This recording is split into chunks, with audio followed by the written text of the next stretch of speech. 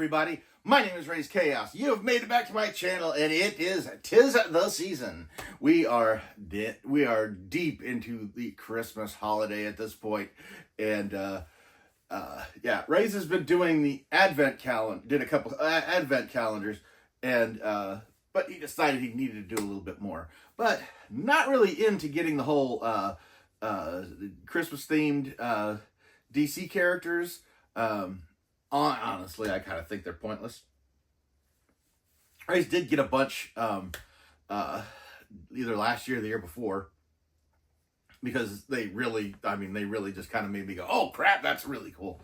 But there weren't really that many, if any, this year, so really didn't go for it. But the closest thing he got was Batman the Animated Series, Mr. Freeze, which Raze did do an episode, a previous video about Mr. Freeze, but it was the movie version from Batman and Robin, because that was the only one he was able to attain.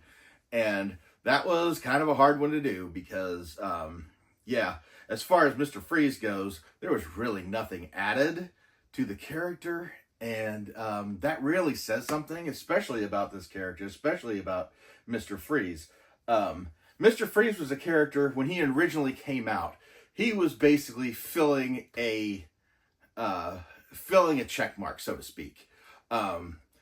Way back in the golden age, basically you had to have like certain kinds of villains. You had to have a cold villain.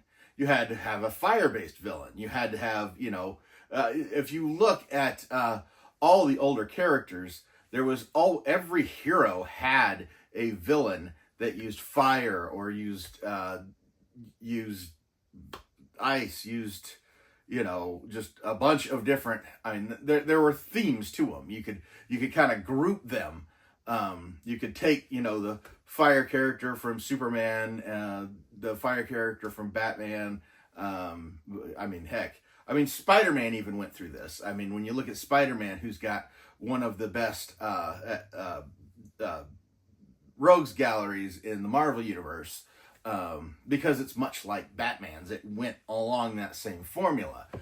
You had the different characters. You had, with the cold-based villains, you had like Captain Cold, Mr. Freeze, all these other characters that were almost pretty much the same, because in the Golden Age characters, a lot of them just had to fill that description. And in this case, it was Mr. Zero.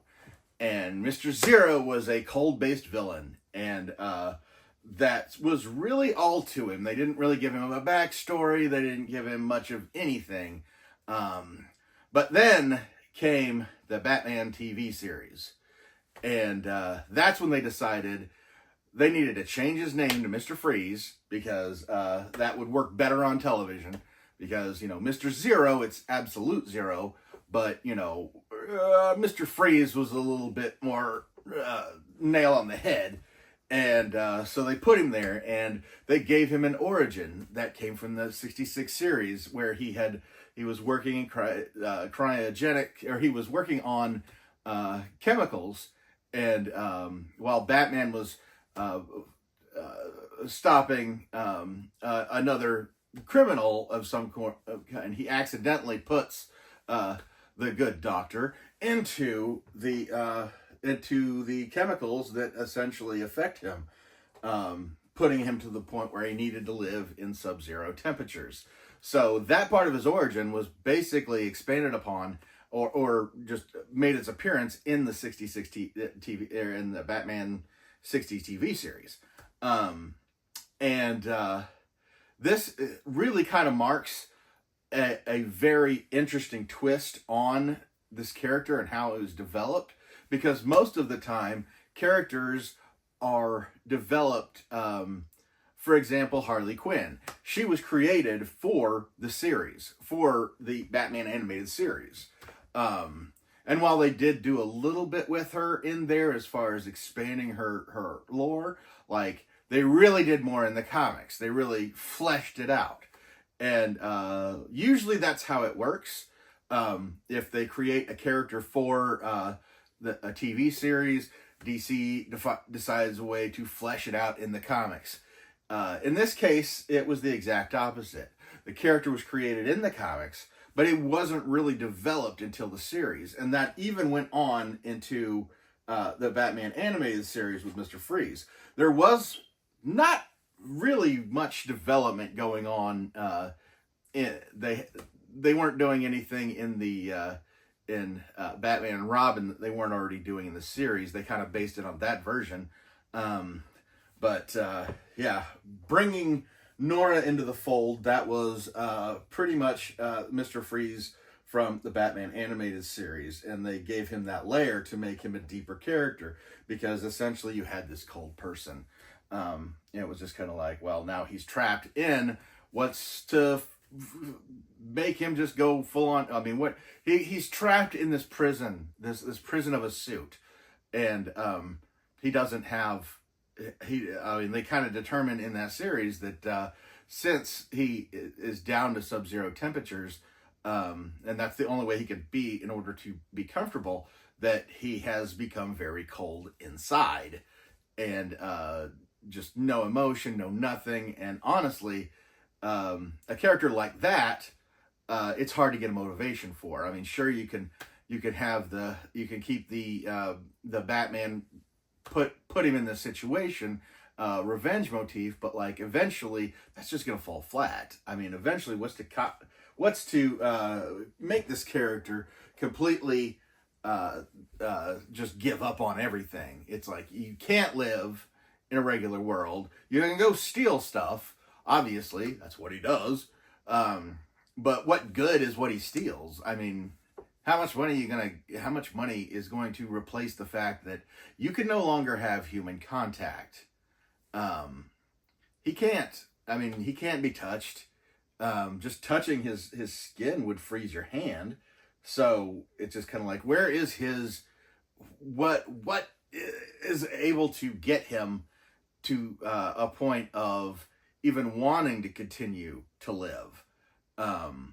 Because it's very solitary. I mean, yeah, it's like, sure, you can steal all the money in the world, but what good's that going to do if you're just stuck alone in your little kingdom of cold?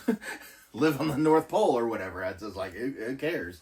Yeah, so they gave him another dimension by bringing in Nora, his wife, who had a rare form of cancer, in which the cryogenics he was working on was a manner of freezing her in a state of suspended animation, because they were so close to finding a cure for this ailment.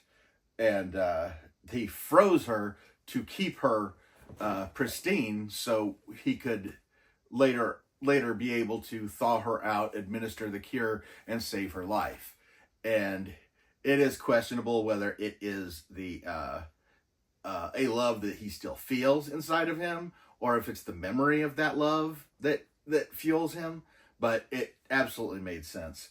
And it was a good story arc, because eventually in the animated series, or the movies associated with that, they do show that he is able to cure her, and she is able to come out of her situation. But she's horrified by what he's become, as far as being the heartless killer, the heartless, just being that could no longer be touched. Yeah, to go through all that and then be rejected just further spiraled him down into this tragic case. It is a Gamestop exclusive, and we are going to go ahead and take this guy out, and we're going to have a look at it. I was so freaking happy to get something other than the Arnold version of Mr. Freeze going on in my collection. I do know that they made a Mr. Freeze for the 66 series, but Raze had just barely decided he was going to start collecting when that was readily available, and now I think it's kind of hard to find now. But this is filling that void perfectly. I can get rid of that stupid Arnold Mr. Freeze that I don't really like, because this thing is just so perfect. I love the fact that they have him holding the statue, the snow globe of Nora. If I could change this at all, I would have put this thing as a snow globe to where you could actually flip it upside down and it would flow. I could kind of understand why they wouldn't do that, because that would have made the price of this thing a whole heck of a lot more to put that much effort into it. But again, we can dream. But yeah, it's just really gorgeous. It is the Batman animated series costume that he's got on, and holding that little thing. This just looks so gorgeous, and it's so perfectly tragic. It's so perfectly, it just so suits the character. And that is what I'm giving you for Christmas, is this video of this cold little bastard that is emotionless but only gives a shit about a woman that just basically later rejects him. That is just enough misery for Raze to dig in and just absolutely love. So I hope you've enjoyed this video. I'm going to go ahead and get out of here now, but never forget, that life is full of odd moments. You never know when you're going to be defined.